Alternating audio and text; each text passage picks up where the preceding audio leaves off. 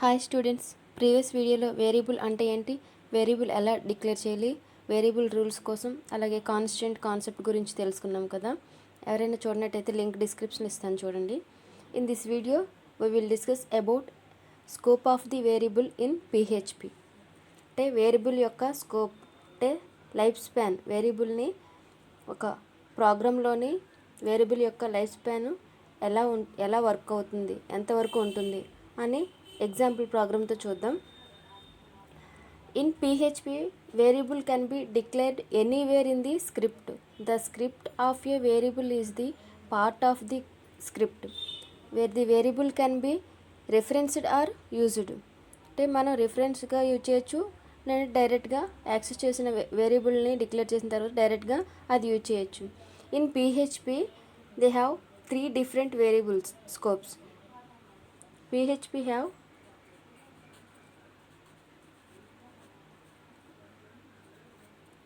3 different variable scopes.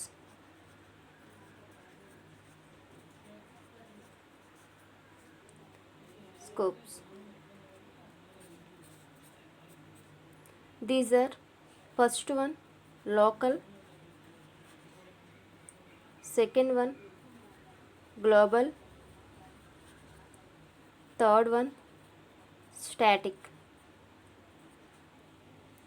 First one local scope అంటే చూద్దాం. Local scope nothing but variable declare with in the function. ఒక ఫంక్షన్లోని మనం variable declare చేస్తే దాన్ని local variable అని కాల్ చేస్తాం. A variable declared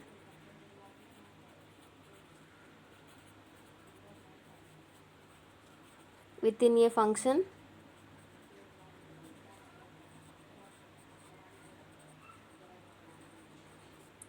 as a local scope.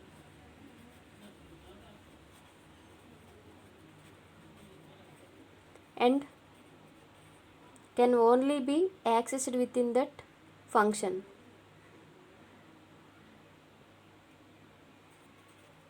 Can only be accessed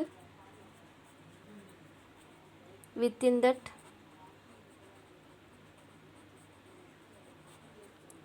function. ఒక ఫంక్షన్లోని వేరియబుల్ని డిక్లేర్ చేస్తే దాన్ని వేరియబుల్ లోకల్ స్కోప్ అని అంటాం, అంటే లోకల్ వేరియబుల్ అని కాల్ చేస్తాం. నెక్స్ట్ దాన్ని ఓన్లీ ఆ ఫంక్షన్లోనే వేరియబుల్ని మనం యాక్సెస్ చేస్తాం, దాన్ని లోకల్ స్కోప్ అంటాం. Outside the function does not access. Example program చూద్దాం. ఫర్ ఎగ్జాంపుల్ హెచ్టిఎంఎల్ పోర్షన్లో పిహెచ్పి ప్రోగ్రామ్ రాద్దాం.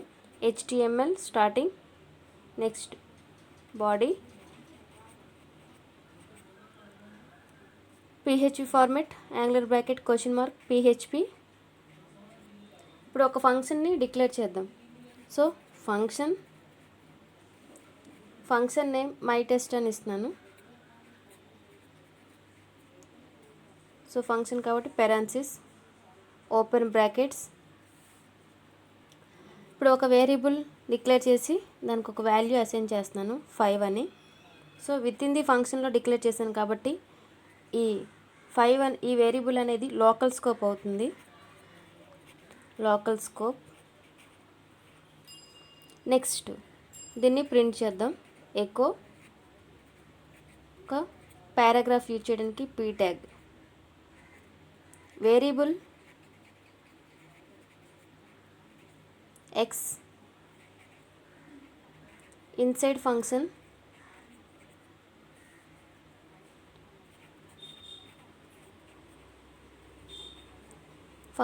ఈజ్ ఈ variable X. Next P tag paragraph tag close చేశాను. End of the statement semicolon. ఓకేనా. Next ఫంక్షన్ని close చేస్తున్నాను. ఇప్పుడు function outside, function complete అయిన తర్వాత మనం ఆ ఫంక్షన్ని కాల్ చేయాలి కదా. సో ఫంక్షన్ నేమ్ ఏంటి, my test, parenthesis, semicolon. Function calling అని అంటాం. ఇప్పుడు మనం ప్రింట్ చేద్దాం వేరియబుల్ని, లోకల్ వేరియబుల్ని. Echo paragraph variable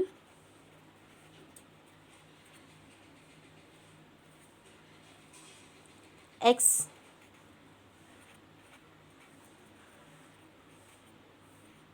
outside function is variable x outside function is variable ఏం డిక్లేర్ చేసాం, ఎక్స్ అని. So paragraph close, end of the statement, semicolon. ఇప్పుడు పిహెచ్పి ప్రోగ్రామ్ని క్లోజ్ చేస్తున్నాను. నెక్స్ట్ బాడీ ట్యాగ్లో కదా ఇదంతా రాసాం, బాడీ ట్యాగ్ని క్లోజ్ చేస్తున్నాం. తర్వాత హెచ్టిఎంఎల్ని క్లోజ్ చేస్తున్నాను. ఓకేనా, కంప్లీట్ ప్రోగ్రామ్ అయింది. ఇప్పుడు మనం ఫంక్షన్లోని విత్ ఇన్ ది ఫంక్షన్లోని వేరియబుల్ డిక్లేర్ చేసాం కాబట్టి ఇప్పుడు మనకి అవుట్పుట్ ఏమొస్తుంది, echo variable X inside the function is equal to X. So X వాల్యూని డిస్ప్లే చేస్తుంది. అవుట్ సైడ్ ది ఫంక్షన్ మనం variable X outside the function is equal to X అని రాసాం కదా. సో దీని స్కోప్ ఈ ఫంక్షన్లోనే విత్ ఇన్ ది ఫంక్షన్లోనే ఉంటుంది.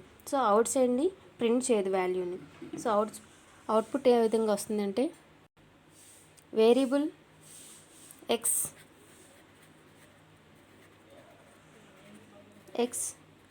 Inside function is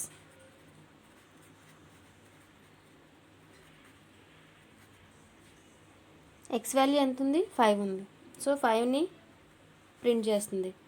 next out side the function ఏమి ఇచ్చాం, variable X outside function is. So out side మనం డిక్లేర్ చేసాం కాబట్టి మనకి ఆ వేరియబుల్ యొక్క స్కోప్ కంప్లీట్ అయిపోయింది. Out side the function it does not work it. So మనకి ఇక్కడ ఆ వాల్యూ అనేది డిస్ప్లే అవ్వదు. దీన్ని లోకల్ స్కోప్ అంటాం. నెక్స్ట్ వన్ గ్లోబల్ స్కోప్ చూద్దాం. Global scope nothing but opposite of the local scope. That means a variable declared outside the function is called global scope and can access the data from only outside the function. A variable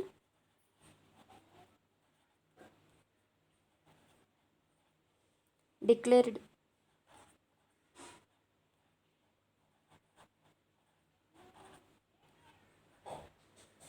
outside the function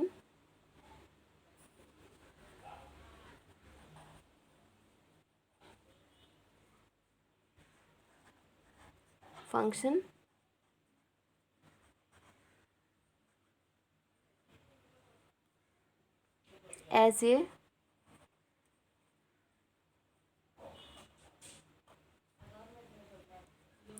global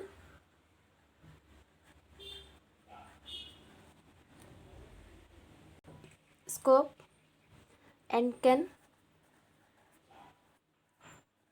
only be accessed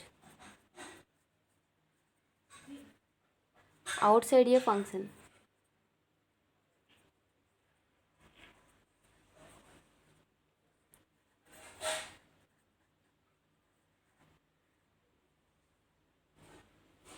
only out side the ఫంక్షన్ని access చేస్తుంది. దాన్ని global scope అని అంటాం. Example program చూద్దాం.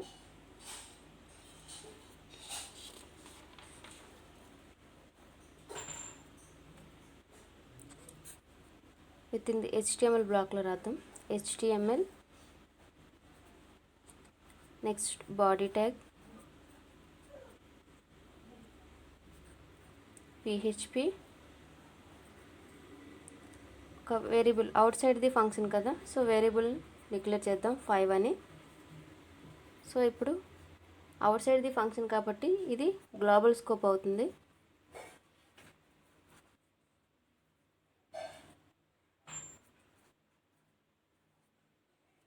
ఇప్పుడు function declare చేద్దాం. Function function name my test అని ఇస్తున్నాను. Next brackets open.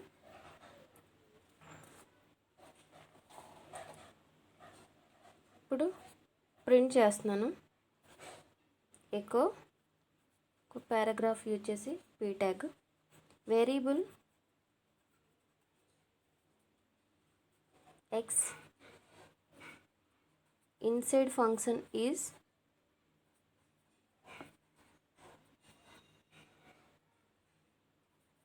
Variable name. Next paragraph p tag close చేస్తున్నాను. ఓకేనా, ఫంక్షన్ క్లోజ్ చేస్తున్నాను. అంటే ఇప్పుడు ఏం చేసాం, ఫంక్షన్ క్రియేట్ చేసి ఆ వేరియబుల్ని మనం ప్రింట్ చేయాలని ట్రై చేస్తున్నాం. నెక్స్ట్ వన్ ఫంక్షన్ని కాల్ చేస్తాం. Function name my test semicolon. Next echo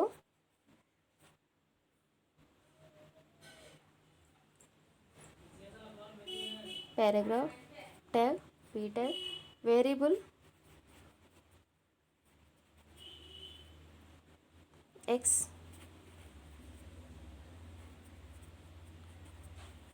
outside function is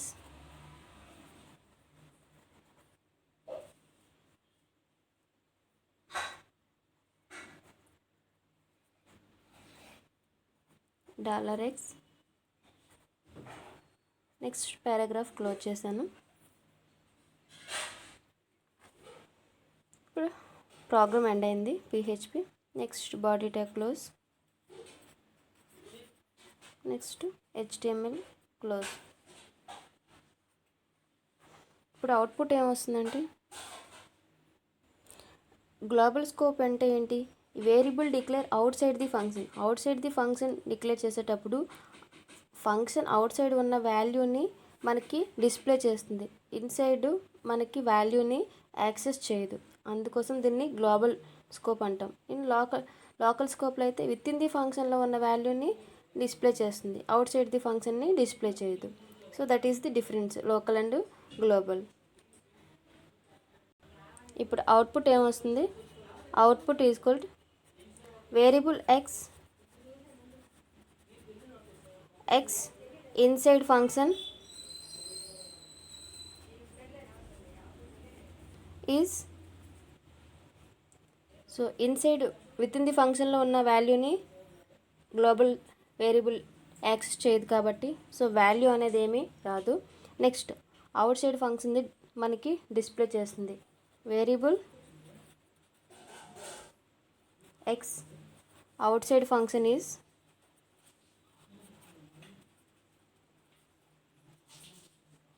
value 5. So this is the global scope. And global keyword use చేసి మనం విత్ ఇన్ ది ఫంక్షన్లోని ఉన్న వాల్యూని యాక్సెస్ చేయొచ్చు. అది ఏ విధంగా అనదర్ ఎగ్జాంపుల్ చూద్దాం. Global keyword is used to access a global variable from with in the function. ఫంక్షన్లో ఉన్న వాల్యూని యాక్సెస్ చేయడానికి గ్లోబల్ వేరియబుల్ని గ్లోబల్ కీవర్డ్ని డిక్లేర్ చేయొచ్చు. The global keyword is used to access a global variable from within a function. Example program చూద్దాం. Starting PHP format PHP program. Next variable x value 5 అని ఇస్తున్నాను and variable y value 10 అని ఇస్తున్నాను. So ఇప్పుడు ఫంక్షన్ని declare చేస్తున్నా. Function my test, function name ఏదైనా ఇవ్వచ్చు. నెక్స్ట్ ఇప్పుడు గ్లోబల్ కీవర్డ్ యూజ్ చేయాలి కాబట్టి ఇక్కడ మనం గ్లోబల్ అని మెన్షన్ చేస్తే సిస్టమ్కి తెలుస్తుంది గ్లోబల్ x కామా వై. ఇక్కడ మనం గ్లోబల్ కీవర్డ్ అని మెన్షన్ చేసేటప్పుడు సిస్టమ్కి ఆటోమేటిక్ తెలుస్తుంది. యూజర్ అవుట్ సైడ్ ది ఫంక్షన్లో వేరియబుల్ యొక్క వాల్యూని అసైన్ చేసేతో ఆ వాల్యూస్ని యాక్సెస్ చేయాలని తెలుస్తుంది. నెక్స్ట్ వేరియబుల్ వైలోని variable X value plus variable Y వాల్యూని యాడ్ చేసి వేరియబుల్ ఎక్స్లో అసైన్ చేస్తున్నాను. సో ఇప్పుడు ఎక్స్ వాల్యూ ఎంత 5 అండ్ వై వాల్యూ 10. 5 + 10 15 అనేది ఇప్పుడు మనం అసైన్మెంట్ ఆపరేటర్లు చెప్పుకున్నాం కదా. సో రైట్ సైడ్ ఉన్న వాల్యూని లెఫ్ట్ సైడ్ ఉన్న వేరియబుల్లో కానీ అసైన్ అవుతుందని. సో ఇప్పుడు వేరియబుల్లోని 15 అనేది ఉంటుంది. ఇప్పుడు నెక్స్ట్ ఫంక్షన్ క్లోజ్ చేశాను కదా, కాల్ చేద్దాం ఫంక్షన్ని. My test parenthesis close echo y and the program. ఇప్పుడు మనకి అవుట్పుట్ ఏమొస్తుంది? ఫస్ట్ వై వాల్యూ అనేది 10, కానీ ఇక్కడ ఏంటి గ్లోబల్ అని డిక్లేర్ చేసాం కాబట్టి అవుట్ సైడ్ ది వేరియబుల్ని కూడా తీసుకొని నార్మల్గా ఇది గ్లోబల్ స్కోప్ కాబట్టి out side the variable declare చేస్తుంది. ఇన్సైడ్ ఫంక్షన్ని మనం కాల్ చేయట్లేదు, కానీ ఇక్కడ మనం గ్లోబల్ కీవర్డ్ అని యూజ్ చేసాం కాబట్టి ఇందులో ఉన్న వాల్యూని కూడా యాక్సెస్ చేస్తుంది. So that is the important global keyword. ఇప్పుడు మనకి అవుట్పుట్ ఏంటి? వాల్యూ అనేది ఇక్కడ 10 ఇచ్చాం. నెక్స్ట్ కానీ ఫంక్షన్ కాల్ చేసిన తర్వాత అది ఫంక్షన్లోకి వెళ్ళిన తర్వాత గ్లోబల్ అని కీవర్డ్ యూజ్ చేసాం కాబట్టి ఎక్స్ వాల్యూ వై వాల్యూని యాక్సెస్ చేసి ఆ 2 వాల్యూస్ని యాడ్ చేసి వైలో స్టోర్ చేస్తుంది. ఇప్పుడు మనం ప్రింట్ చేసేటప్పుడు ఎకో వై అంటే వైలో ఎక్స్ ప్లస్ వై వాల్యూ అంతా 15 అవుతుంది కాబట్టి 15ని రిటర్న్ చేస్తుంది. This is the global statement keyword యొక్క ప్రోగ్రామ్. నెక్స్ట్ వన్ స్టాటిక్ చూద్దాం. Static keyword. Normally, when a function is completed or executed, all of its variables are deleted. ఎప్పుడైతే మనం function program run చేస్తామో కంప్లీట్గా ఎగ్జిక్యూట్ అయిన తర్వాత అందులో ఉన్న వేరియబుల్ యొక్క వాల్యూస్ డిలీట్ అయిపోతాయి. కానీ ఇన్ స్టాటిక్లో మాత్రం ఆ వాల్యూస్ కాన్స్టెంట్గా స్టాటిక్గానే ఉంటాయి. However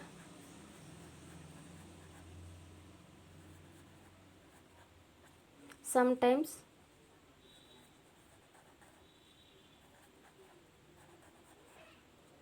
we want to local variable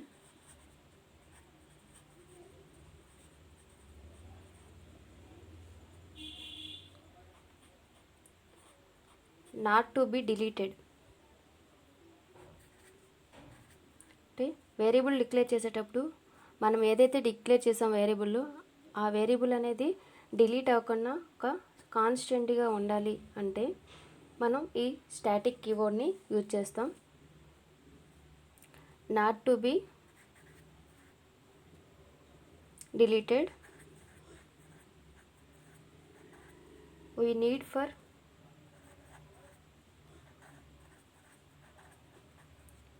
it for a further job.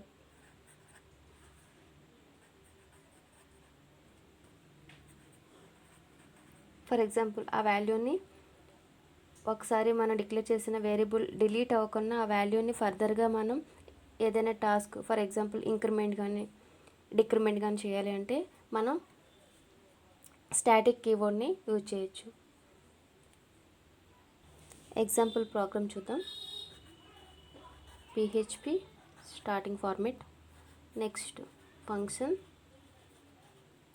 Function name my test అని ఇస్తున్నాను. నెక్స్ట్ వన్ స్టాటిక్ అని డిక్లేర్ చేయాలి. గ్లోబల్ అని డిక్లేర్ చేసాం కదా, సో అలాగే కీవర్డ్ని మనం డిక్లేర్ చేస్తేనే ఆ వాల్యూ అనేది does not change. So first ఇనీషియల్గా 0 తీసుకున్నాను. Next echo